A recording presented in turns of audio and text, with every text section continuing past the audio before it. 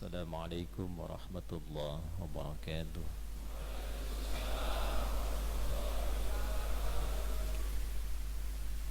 Alhamdulillahi rabbil alamin. Wassalatu wassalamu ala rasulillah sayyidil mursalin nabiyyina wa sayyidina Muhammadin wa ala alihi wa sahbihi wa dhurriyyatihi wa ummatihi ila yaumiddin. Amma ba'd. Faya ibadallah, أوصي نفسي وإياكم بتقوى الله فقد فاز المتقون فلا تموتن إلا وأنتم مسلمون فقال تعالى يا أيها الذين آمنوا اتقوا الله حق تقاته ولا تموتن إلا وأنتم مسلمون. Jemaah sekalian, alhamdulillah kita masih diberikan kesempatan untuk berkehidupan sampai dengan hari ini, detik ini. Semoga hidup kita hari ini dibimbing oleh Allah Subhanahu wa ta'ala, sehingga dengan bimbingan itu insyaallah kegiatan kita semakin berkualitas dan juga mendapat nilai di sisi Allah Subhanahu wa ta'ala untuk menjadi persiapan bekal pulang menuju Allah. Itulah yang kita komitmenkan baca saat mulai bangun dari tidur.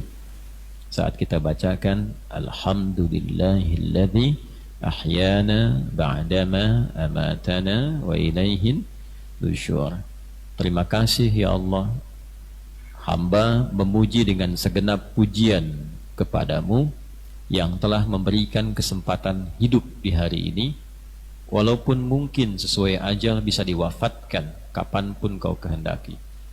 Engkau tahan sementara dalam tidur, engkau berikan kesempatan hamba berkehidupan sampai ajal. Perhatikan kalimatnya, hamba berjanji hari ini akan menyebar berkegiatan mencari bekal sebagai persiapan pulang. Wa ilaihin nusyur, itu komitmen kita mencari bekal lebih baik sebagai persiapan pulang. Jadi baru bangun itu kita sudah diingatkan bahwa kita ini satu saat akan pulang. Dan pulang itu Nabi ajarkan harus punya bekal. Ya, makanya setiap tahun di Indonesia ini menarik ini dan jarang ditemukan di tempat lain. Mungkin ada beberapa yang mirip sama itu di Cina. Kita punya mudik kan, setahun sekali itu. Ya, mudik itu bahasa Arabnya Id, kembali ke asal. Makanya Idul Fitr itu kembali ke asal. Fitron itu bisa diartikan dari futur, yaitu makan lagi. Asalnya kita makan pagi, siang, gitu kan. Kemudian ketika Ramadan diatur untuk latihan. Pasca Ramadan balik lagi kebiasaan semula, kembali ke asal. Bisa berasal dari kata fitrah. Kita lahir itu asalnya bawa fitrah, fitrah baik. Saat lahir tidak ada satupun bayi yang mencela. Ada enggak anak lahir langsung mencela ibunya? Kenapa mama melahirkan saya? Kan tidak ada. Ya, makanya ketika membawa fitrah itu lembut, baik. Bayi manapun pasti disayang. Dari rahim perempuan manapun kita senang melihatnya. Itulah fitrah. Ya, makanya kenapa setelah tumbuh dewasa kok tiba-tiba bergeser dari fitrah? Lisan keluar dari fitrah. Alih-alih berkata baik, lisan ini diciptakan untuk berkata yang baik. Kenapa keluar dari fitrah? Mata itu untuk memandang yang baik. Kenapa keluar dari fitrah? Maka Ramadan dilatih lagi kita untuk mengembalikan semua bagian tubuh kita itu kembali ke fitrah. Karena itulah setelah selesai kita bersyukur dapat pelatihan karena merubah keadaan diri kita. Di antara bentuk syukur itu ada takbir. Ya, jadi takbir itu bukan hanya dalam perjuangan, ada 3 jenis takbir. Takbir perjuangan, Bung Tomo bertakbir ketika beliau mengomandoi perjuangan yang terkenal nanti salah satunya Hari Pahlawan di Surabaya. Ya kan?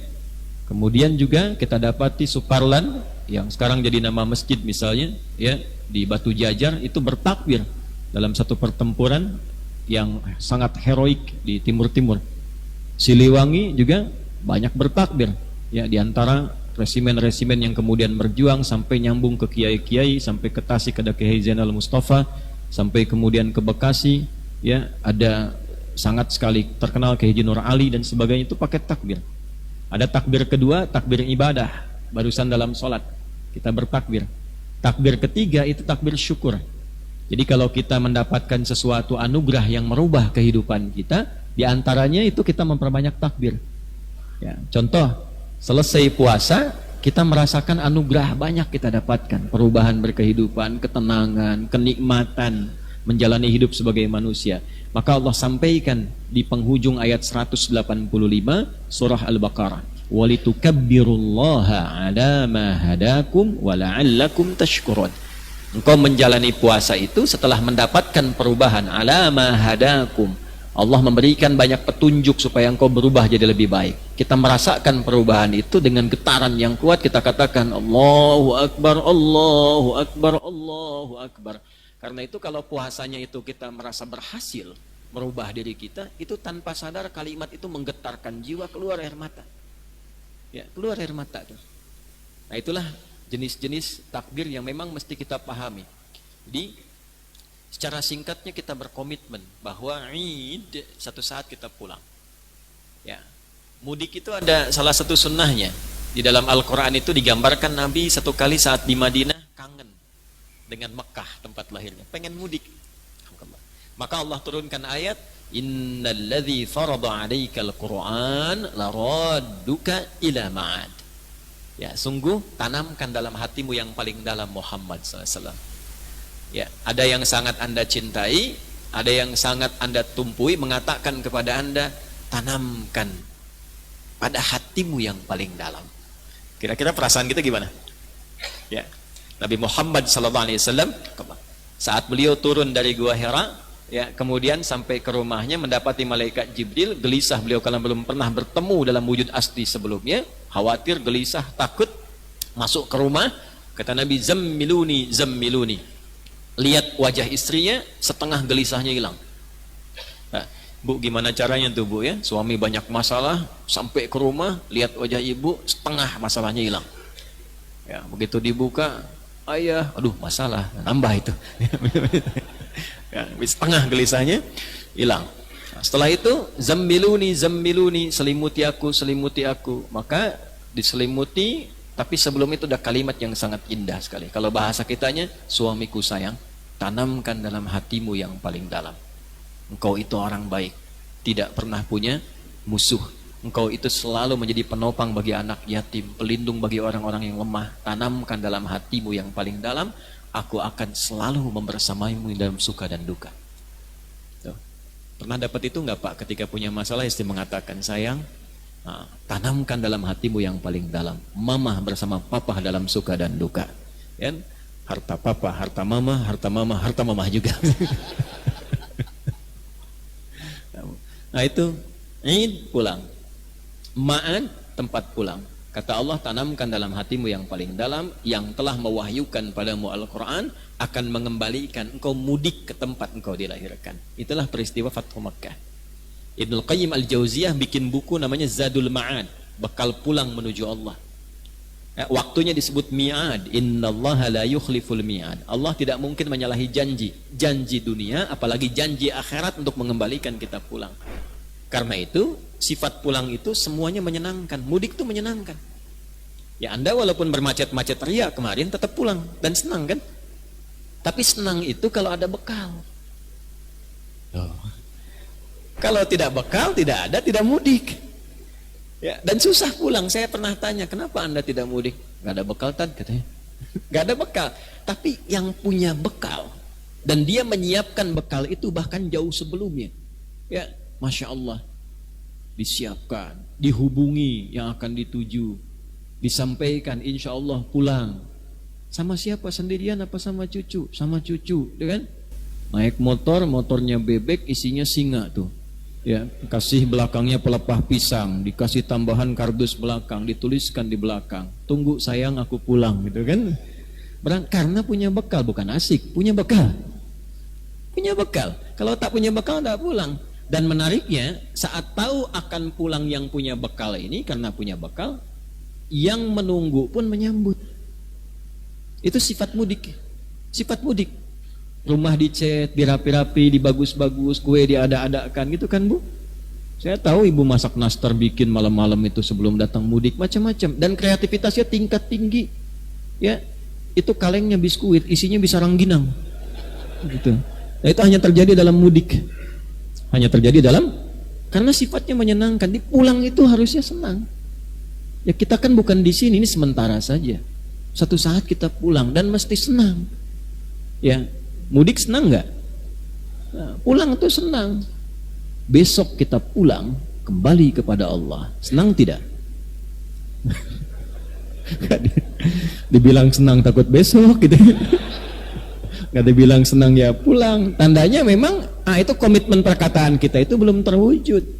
Karena itulah detilnya begini. Ngaji itu kalau kita detil, hadis ketemu hadis, al-jam'u wa taufiq. Dalam satu bab itu kumpulkan semua hadisnya, kita mendapat petunjuknya.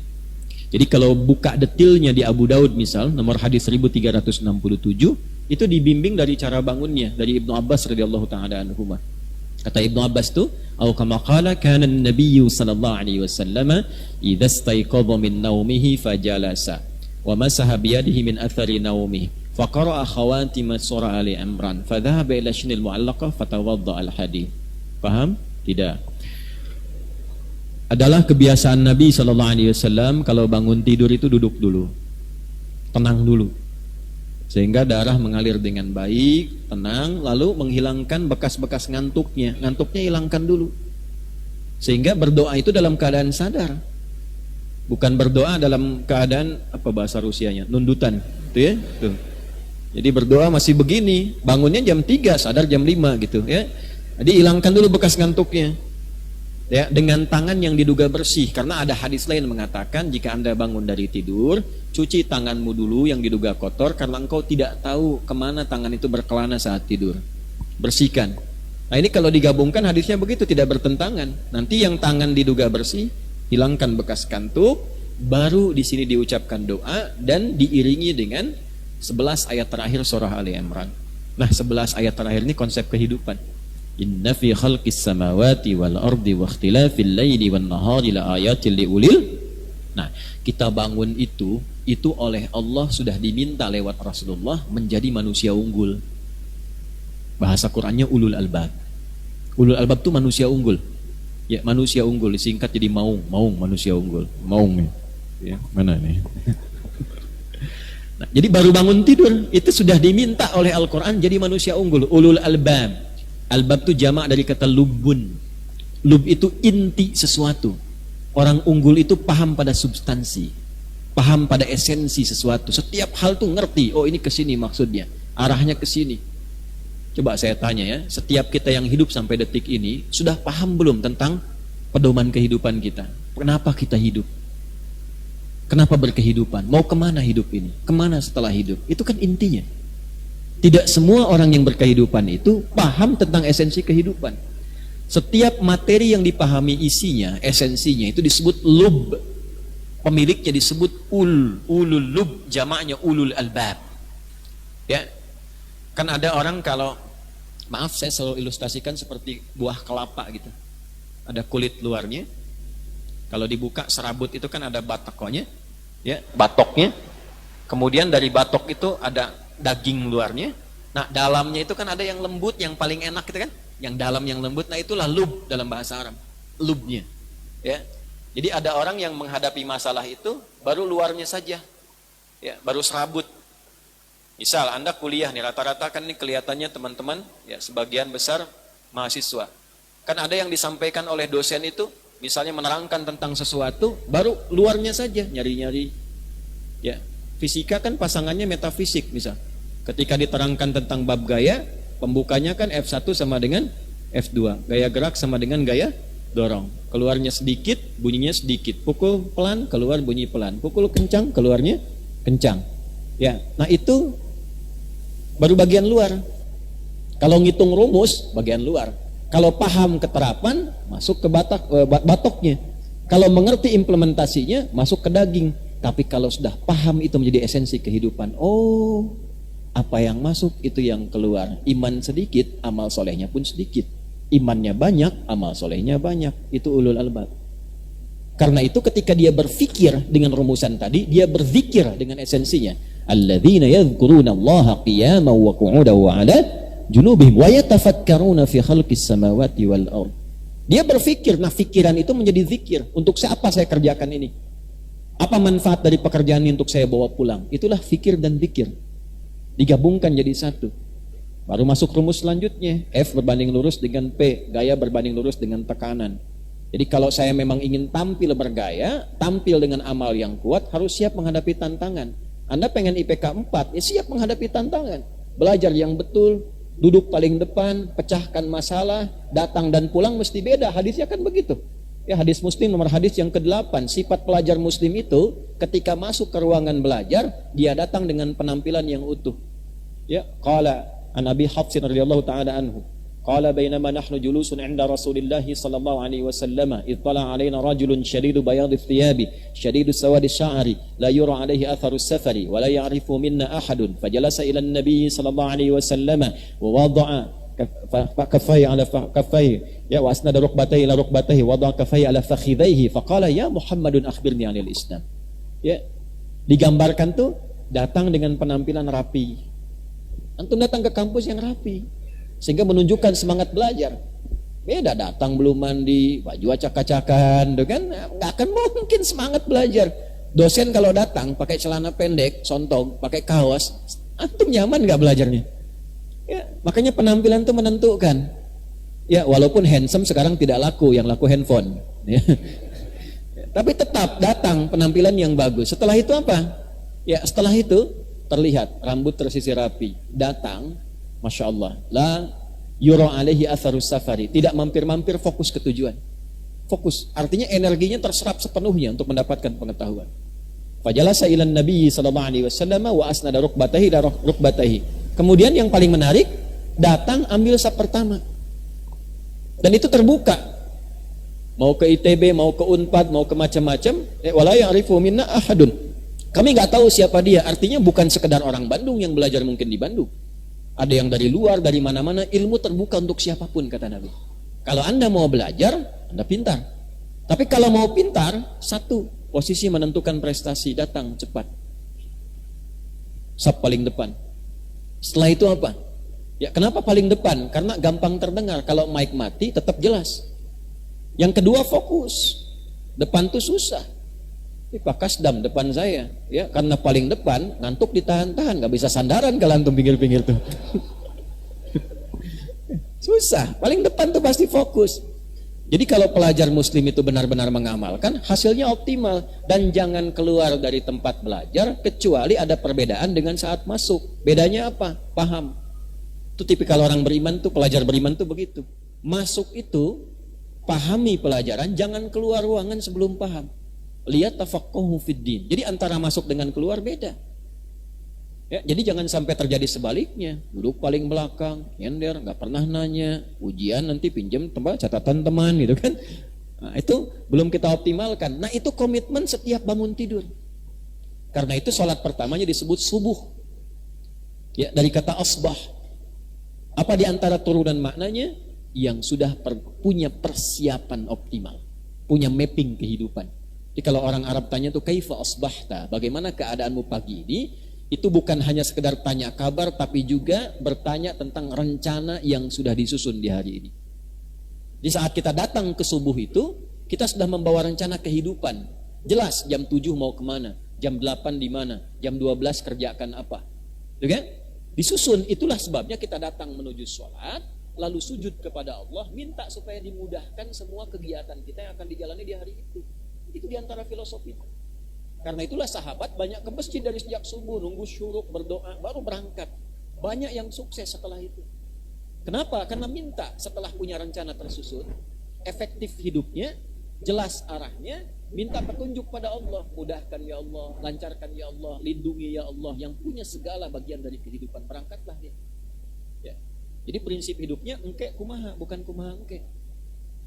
Engke kumaha jam 8, kemana ya acara? Tulis, ya kan? Lain kumaha engke, kumangkewe lah gitu, ya. Maaf yang bukan dari Sunda ya, gitu. Jadi itu satu gambaran. Nanti bagaimana, bukan bagaimana nanti. Susun. Sholat tuh punya nama, semua punya gambaran. Jadi singkatnya, menjadi seorang muslim dalam saat yang bersamaan diinginkan oleh Al-Quran juga menjadi manusia unggul. Kalau tidak percaya silahkan cek ya, Bapak dan Ibu. Tidak ada satupun di zaman jahiliyah yang masuk Islam kecuali setelah berislam dia unggul di bidangnya, apapun itu. Bapak Ibu boleh cek dan boleh riset, apapun itu. Padahal awalnya jahiliyah. Ya, saya gambarkan gini lah supaya mudah kita mengilustrasikan. Bismillah. Ibu, punten dari belakang kelihatan, Bu? Ya, memang belum saya tulis, pasti tidak kelihatan ya. Kalau Ibu sudah melihat itu Ibu unggul sekali. Belum saya tulis sudah kelihatan. Ya. Maaf, kedengaran suara saya? Tidak kok bisa jawab, tapi kedengaran tidak bisa jawab. Ini saya berikan ilustrasinya tengah-tengah begini. Ya. Ini gambar begini ya. Pelan-pelan. Ini saya gambar kotak tengah-tengah. Mau direkam silahkan, nggak ada artinya, ini cuma kotak aja. Handphone langsung naik. Aduh, memang sudah mendekati akhir zaman sekarang nih. Banyak kontainer, tahu kontainer? Ya, pemburu konten. Ya, kontainer tuh. Boleh nggak apa-apa, asal positif. Ya, di zaman Nabi juga ada pencari konten. Sampai kemudian ada respon ayat, karena yang dicari kontennya itu hanya memburu yang salah-salah dan jeleknya saja. Jadi Nabi begitu meninggalkan rumah untuk ke masjid menyendiri, tiba-tiba ada seorang melihat itu, oh konten nih gitu. Lalu begitu disimpulkan, kesimpulannya salah. Dia langsung bawa kayak semacam debu gitu, pasir, dia angkat-angkat begini karena merasa gembira dapat konten. Lalu dia katakan, Nabi Muhammad menceraikan istrinya, Muhammad menceraikan istrinya gitu ya. Lalu kelihatan oleh Umar langsung kemudian bergerak, berdiri marah-marah, enggak benar tuh kata Umar. Ya, Nabi tidak pernah menceraikan istrinya. Turunlah kemudian ayat, wa idza ja'ahum amrum minal amni awil khaufi adza'u bih. Ciri masyarakat yang sakit itu adalah melihat apapun itu dibuat sebagai konten. Gitu ya. Baik yang menyenangkan, tidak menyenangkan, kemudian di broadcast. Adza'u itu idza'ah itu yang sekarang seperti media sosial, kemudian ya broadcasting, podcast dan sebagainya. Apapun jadi konten. Bandung macet jadi konten, ya. Nah, bikin kotak jadi konten. Nah, itu kurang lebih demikian. Ya, jadi sah-sah saja, tapi kalau itu melahirkan banyak kegaduhan, kontroversi, nah itu ciri masyarakat sakit. Ya, kurang sehat, ya. Nanti melahirkan aliran makiyun. Makiyun itu suka maki-maki, itu bermasalah. Nah, kita belajar untuk jadi lebih baik. Dah, sini. Ini kotak tengah. Di sini saya tuliskan Romawi. Sini Persia. Ini wilayah Jazirah Arab yang disifati dengan jahiliyah. Jahiliyah. Gampangnya gini deh, untuk memudahkan dengan bahasa sekarang. Ini kalau digabungkan dari jahlun dan jahilun. Jahlun itu sifatnya. Jahlun itu bodoh. Tapi bukan berarti tidak pintar dalam artian intelektualitasnya kurang, bukan. Ya, karena yang pintar banyak di masa itu. Ya, pintar nipu, pintar zina, pintar nyogok, pintar korupsi. Banyak. Maksud jahlun ini tidak kenal bodoh pada kebaikan. Tidak kenal masalah etik. Minim pengetahuan tentang nilai-nilai kebaikan. Orangnya disebut jahil. Ya, makanya orang jahil itu jahil, ya. Di kita diserap haknya hilang jadi jahil. Ya, jahil itu kan bukan nggak pintar. Ya, bukan nggak pintar, tapi kadang-kadang ya ingin berbeda saja gitu, ya. Nah, kalau dalam konteks masa lalu tidak mengenal sebuah etik yang sudah disepakati sebagai nilai kebaikan. Kalau orang dengan sifat digabungkan, maka menjadi jahiliyah namanya, begini. Ya, jadi semua sifat buruk hatam di situ. Zina di sini hatam semua. Semua jenis zina itu hatam. Ada dikisahkan kalau kita ngaji di bab munakahat tentang fikih pernikahan, itu saking jahiliyahnya, Pak, dua orang itu tetanggaan keluar. Dua-duanya sudah punya istri, ngobrol. Masuk obrolan, saya nggak nyaman dengan istri saya juga kesel, tukeran yuk, ayo. Itu bisa begitu. Itu bisa begitu, saking dahsyatnya tuh jenisnya. Ya, kalau ada pembegal, ya, pembegal misalnya, sekarang ada pembegal di masa sekarang. Itu pembegal zaman ini sudah lengkap. Hatam semua jenis begal. Bahkan ada kampung begalnya. Namanya Gifar. Ghifar. Itu tokohnya Jundub bin Junadah, pimpinan begal pada masa itu.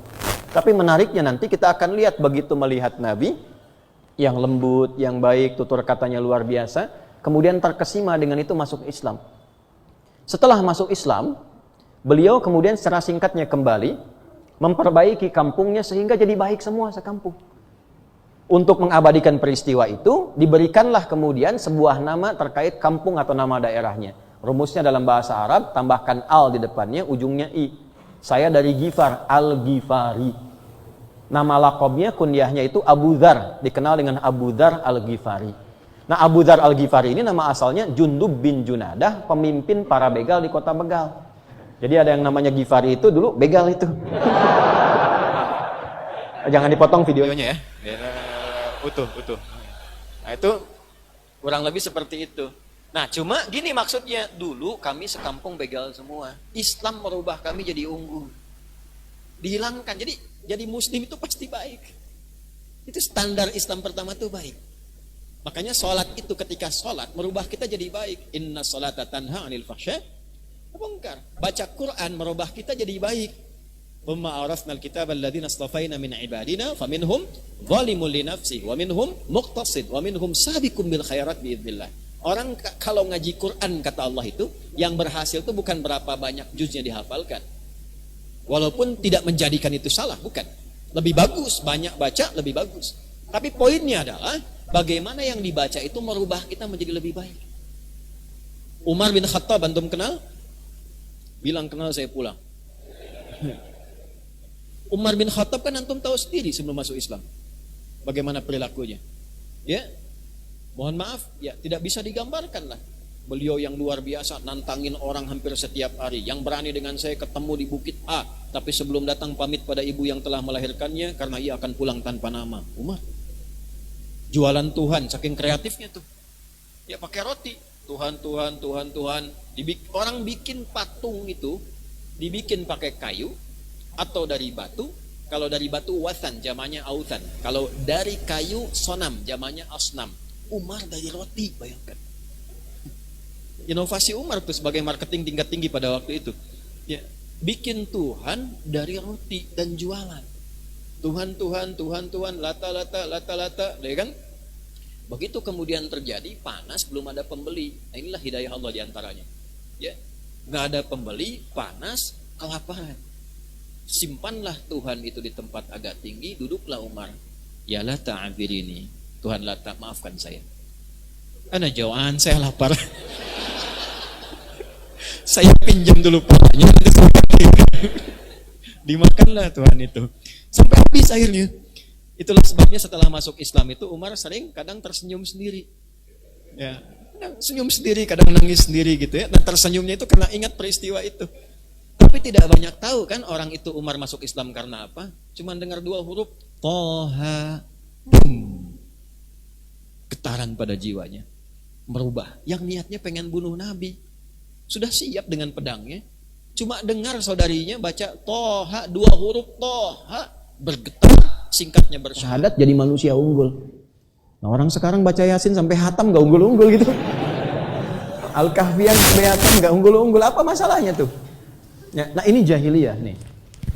Maksud saya begini, ini kan Romawi sudah unggul, punya peradaban, sampai sekarang jejaknya masih ada.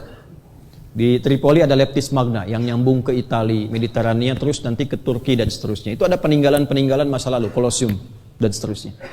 Persia unggul, punya peradaban. 2 ini selalu bersaing, kolosal sampai didokumentasikan sekarang dalam film-film dokumenter dan sebagainya. Ya, kita kenal tentang Troya, tentang macam-macam kan dari sifat-sifat ini. Pertanyaan saya begini, kenapa Nabi diutus dan Al-Quran diturunkan untuk membentuk manusia unggul, bukan di Romawi, bukan di Persia, tapi di titik pertengahan bumi, biwadin ghairi dzi zar'in, dalam satu lembah yang terpencil jauh dari peradaban, walaupun dikunjungi untuk berhaji, yang masyarakatnya itu khatam dengan kriminal, untuk menunjukkan pada manusia semuka bumi, pada semesta alam, tentang dahsyatnya Al-Quran dan nilai-nilai Islam yang bukan hanya merubah manusia-manusia ini menjadi unggul, tapi juga membangun peradaban.